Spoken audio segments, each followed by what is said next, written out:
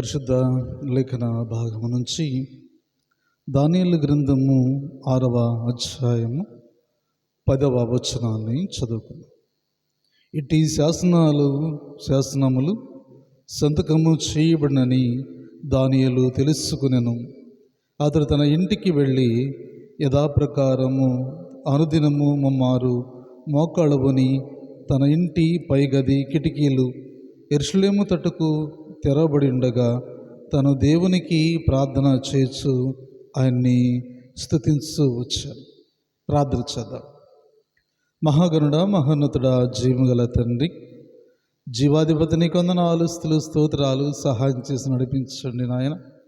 ఈ కొద్ది మాటలు మాట్లాడబోతుండగా మీరు మాకు తోడుగా ఉండి సహాయం అందించమని మా ప్రభుని మా రక్షకుడైన యేసుక్రీస్తు దారుడుకుంటూ ప్రార్థన చేస్తున్నాం పరమ తండ్రి, ఆమేన్.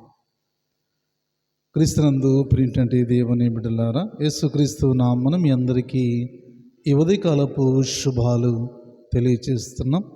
ఈనాటి మన అంశము దేవుని కొరకు బ్రతకాలని అనుకుంటే దానియేలు జీవితాన్ని గురించి మనము ఈ దినాన ధ్యానం చేద్దాం. చదువుబడిన లేఖన భాగాలలో దానియేలు ఏ రీతిగా దేవుని కొరకు బ్రతుకున్నాడో మనము ఈ దినము ఆలోచన చేద్దాం. మొదటిగా దేవుని ఆత్మ కలిగి ఉన్నాడు దానియేలు.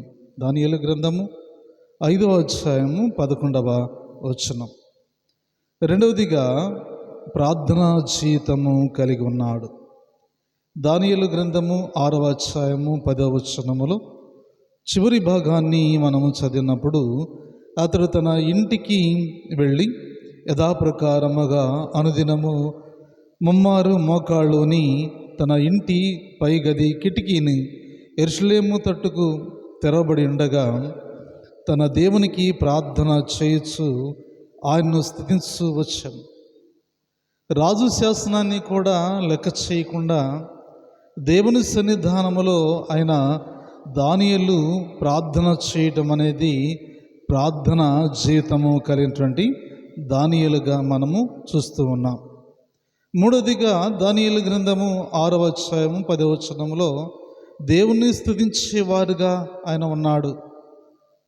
చదువుబడిన లేఖన భాగంలో దానియేలులో ఉన్నటువంటి గొప్ప ఆధిక్యత ఏంటంటే, మొదటిగా దేవుని ఆత్మ కలిగి ఉన్నాడు, రెండవదిగా ప్రార్థనా జీవితము కలిగి ఉన్నాడు, మూడవదిగా దేవుణ్ణి స్తుతించేవారుగా ఉన్నాడు, నాలుగవదిగా దానియేలు రాసిన గ్రంథము 6వ అధ్యాయము 23వ వచనంలో దేవుని యందు భయభక్తులు కలిగి ఉన్నాడు.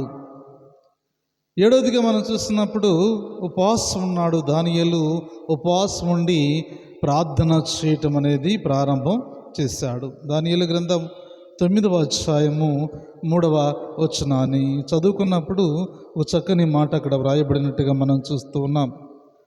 అంతటా నేను గోనెపట్ట కట్టుకుని ధూళి తల మీద వేసుకుని ఉపవాసముండి ప్రార్థన విజ్ఞాపనలు చేయుటకై ప్రభువుకు దేవుని ఎదుట నా మనస్సు నిబ్రము చేసుకుంటుని. దేవుని సన్నిధానంలో ఆయన ఉపవాసం ఉన్నటువంటి విధానాన్ని మనం చూస్తూ ఉన్నాం. అతడు గోనెపట్ట కట్టుకుని ధూళి తలపైన వేసుకుని ఉపవాసం ఉండి ప్రార్థన విజ్ఞాపనలు చేయుటకు ప్రభువుకు దేవుని ఎడల తన మనస్సును నిబ్రమగా చేసుకుని ఉన్నట్లుగా మనము చూస్తూ ఉన్నాం. అక్కడ ఆరోదిగా మనం చూస్తున్నప్పుడు దానియేలు రాసిన గ్రంథము 6వ అధ్యాయము 4వ వచనములో మనము చూస్తూ ఉన్నాం.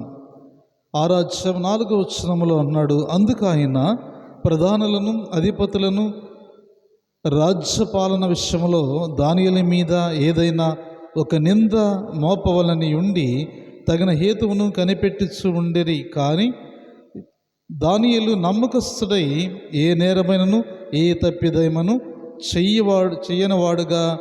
చేయనివాడు కాడు కనుక దానియేలుతో ఏ తప్పిదమైన లోపమును కనుగొనలేకపోయేది.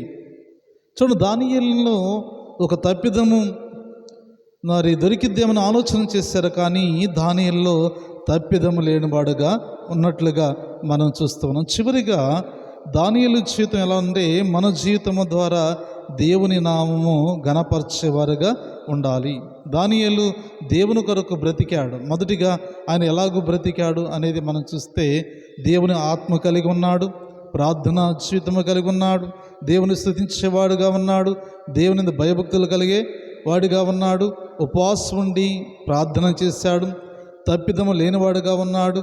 అలాగే మన జీవితాలు కూడా దేవుని సన్నిధానంలో మరి తప్పిదము లేని వారుగా ఉండడానికి ప్రయత్నం చేద్దాం. అలా చేయడానికి దేవుడు తన పరిశుద్ధాత్మ మన మీద అనుగ్రహింపచేయునుగాక.